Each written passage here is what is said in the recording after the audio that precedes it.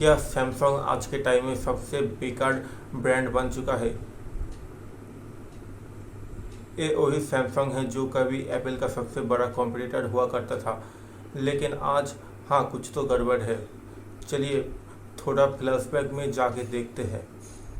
Samsung का नाम सुनते ही दिमाग में एक प्रीमियम ब्रांड आता है। Galaxy S series, note series इन्होंने मार्केट में धमाका कर दिया था। Note 4, Galaxy S7 as, S10 सब मास्टरपीसेस थे। लेकिन हर नए फ़ोन के साथ सैमसंग नया इनोवेशन लाता था। डिज़ाइन, कैमरा, सब कुछ टॉप क्लास था। लेकिन फिर क्या हुआ, चलिए समझते हैं।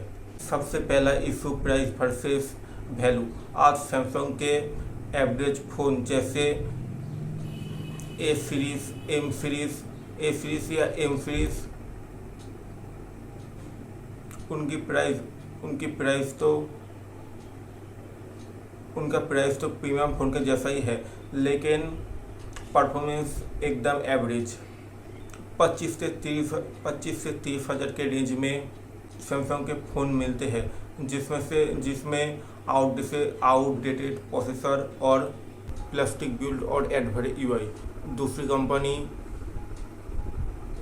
कंपनी जैसे Xiaomi, iQOO, मोटोरोला या वन प्लस वही सेम स्पेक्स आधे दाम पे दे रहे हैं, तो फिर क्यों लोग सैमसंग लेंगे? सैमसंग ने कई सालों तक अपने फ्लैगशिप फ़ोनों में एक्सिनोस का चिपसेट डाला, जो कि स्नैपड्रैगन से कहीं पीछे था, लेकिन जिसके कारण heating issue, battery drain, lag हो रहा था। कस्टमर्स ने फीडबैक दिया, लेकिन सैमसंग ने उतना ध्यान नहीं दिया। अब जब हर बंदा बोल रहा है, तब जाके सैमसंग ने एक प्रोसेसर चेंज करके स्नैपड्रैगन दिया है। इससे ब्रांड की रिपुटेशन बहुत ख़राब हुई है। सॉफ्टवेयर एक्सपीरियंस एक टाइम पे सैमसंग का स्ट्रॉन्ग पॉइंट था, लेकिन अब वन यूआई में एड्स और ब्लोटवेयर भर गए हैं। गैलेक्सी स्टोर, सैमसंग फ्री और रैंडम पुश नोटिफिकेशन। एक प्रीमियम फ़ोन में एड्स का क्या काम है भाई? एड्स का क्या काम है?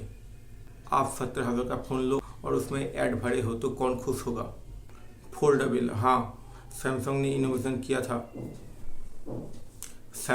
इनोवेशन किया था, लेकिन लोग अब पूछने लगे हैं क्या ये रियल इनोवेशन था या सिर्फ एक गिमिक? क्योंकि durability issue, crash in middle, ज़्यादा प्राइस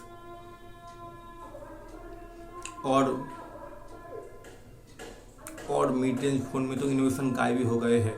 वही पुरानी डिज़ाइन, कैमरा लेआउट और same specs.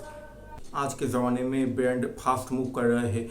iQOO, Realme, nothing सब नए नए फीचर्स ला रहे हैं लो प्राइस में। अब सैमसंग सिर्फ नाम पे चल रहा है और उनके लॉयल कस्टमर भी कंफ्यूज हो रहे हैं। क्या सिर्फ हम नाम के लिए एक्स्ट्रा पैसे दे रहे हैं? तो क्या सैमसंग का फीचर्स ख़त्म हो गया है? नहीं, सैमसंग के पास रिसोर्सेज भी है और लॉयल कस्टमर भी। लेकिन अगर उन्होंने अपनी स्ट्रेटजी चेंज नहीं की, जैसे प्राइसिंग, प्रोसेसर चॉइस और सॉफ्टवेयर एक्सपीरियंस, तो आज के कंज्यूमर स्मार्ट हो गए हैं। वो हर रुपया का हिसाब रखते हैं। तो दोस्तों, आपका क्या मानना है? क्या सैमसंग अब सबसे बेकार ब्रांड बन गए हैं या अभी भी उनमें बाउंस बैक करने का पोटेंशियल है? अपना ओपिनियन कमेंट में ज़रूर शेयर करें। और हाँ, अगर वीडियो पसंद आए तो लाइक, कमेंट, सब्सक्राइब ज़रूर करें। मिलते हैं दूसरे और एक नए वीडियो में।